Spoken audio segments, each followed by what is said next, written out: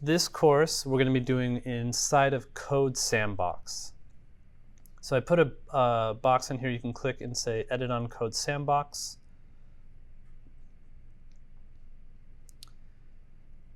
Let's just get you oriented a little bit. It might say that to you. It's fine. Just say send me to the main branch.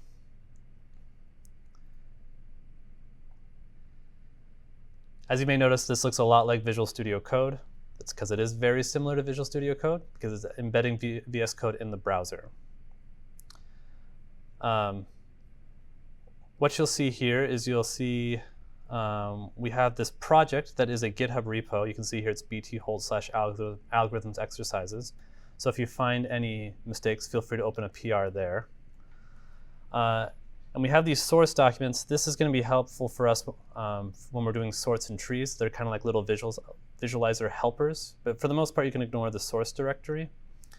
The stuff that you're most curious about here are going to be here in the specs.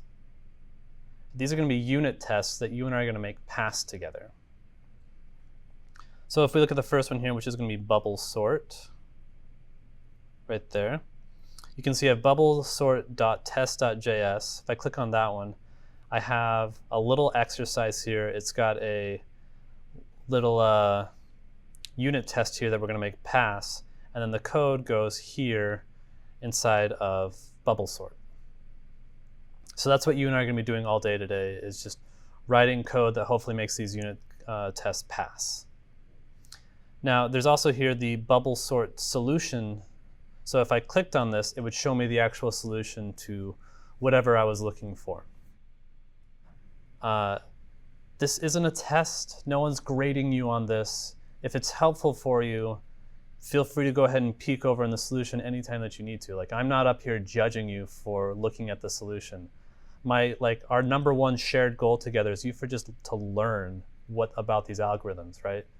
Like, please Google everything. Please look at the solutions. Please ask your friends, ask your rubber ducky, your dog, or something like that. I don't care. Whatever it takes for you to learn, that is the thing that you should be doing. And if you're not doing the thing that's going to help you learn, then you're doing the wrong thing. And again, the wrong thing to do is just to sit there and stress. If you're doing that, let's reevaluate or reapproach the problem and do something different. Now, the one thing I'm going to say is there's a lot of value in struggle. And when I say that, I mean sitting there and just trying to reason through it, just using all of your brain power to kind of power through reasoning through that.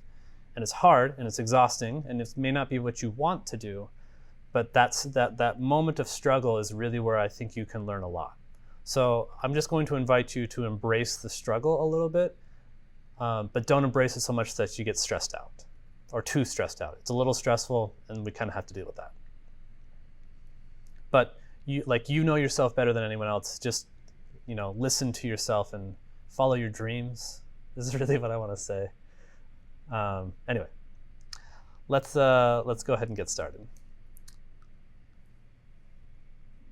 It is possible to run this locally as well. So this is actually all just running with Jest. Oh yeah, sorry, one more thing. Let's go back here. Back here in Code Sandbox before I forget. Should just leave this open. All right. So here in Code Sandbox, you can see I have this browser, and then I have tests here. So if I click on tests, again, here on the right side, this is actually running Jest for me, and I can see all of my specs that are running.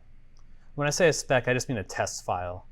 I don't know why I'm stuck on that term spec, but I used to write Ruby tests, which is RSpec, and that term just stuck in my brain, and I'm sorry, it's just not coming out. I tried to shake the Ruby out of me, and it just didn't come out. So that's why they're called specs. I think it's a Ruby term, or maybe it came from before that, but that's why I know it. Anyway, tests.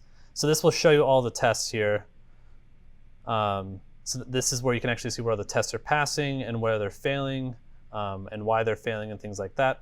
You can see here there's 53 tests currently passing, and there's 97 tests total that we're going to try and make pass. Don't worry, you don't have to write 97 things. Some things have multiple tests on them.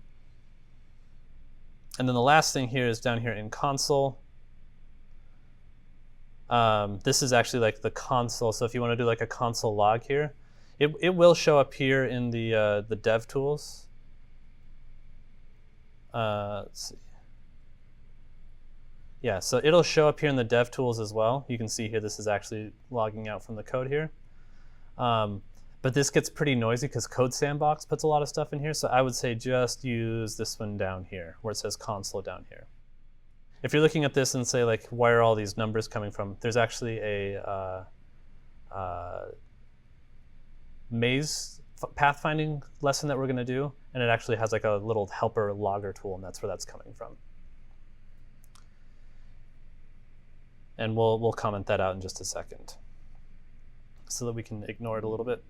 Okay, so that's good to know. You can actually clone this repo and run all of the code locally, and you can run it via Jest. That's all what these tests are run by, is just by Jest. So feel free to go say git clone this repo, and you can do npm run test, and it'll run everything.